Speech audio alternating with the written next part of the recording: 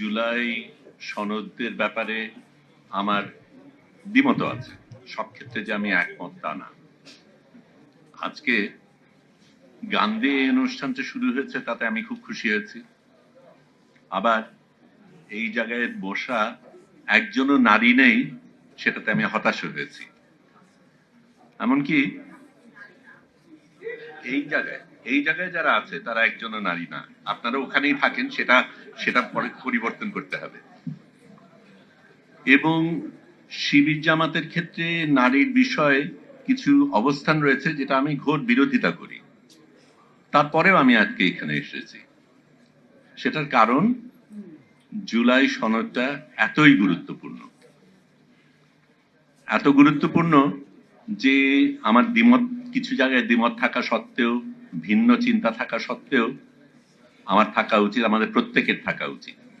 আমি যেই কথাগুলি বলছি সেটা বলতে গিয়ে আমি জুলাই যোদ্ধাদের স্মরণ করি, তাদের ত্যাগের কথা স্মরণ করি, তাদের সংগ্রামকে শ্রদ্ধা জানাই, তাদের সালাম জানাই।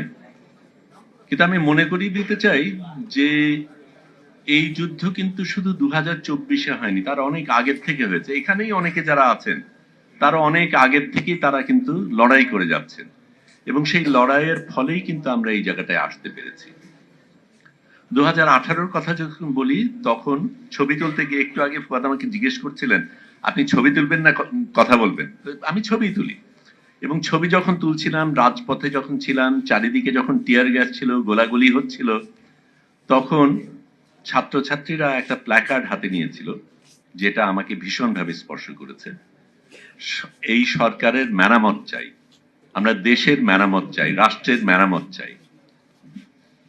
মেরামত জিনিসটা তো অত্যন্ত গুরুত্বপূর্ণ, এবং আমরা একটা দেশ পেয়েছি, এখনো এই দেশে অনেক সমস্যা রয়েছে। এই দেশকে আমাদের কোনো না কোনো ভাবে মেরামত করতে হবে, এবং আমি মনে করি এই জুলাই সনদটা সেটাই করতে চায়, দেশকে মেরামত করতে চায়।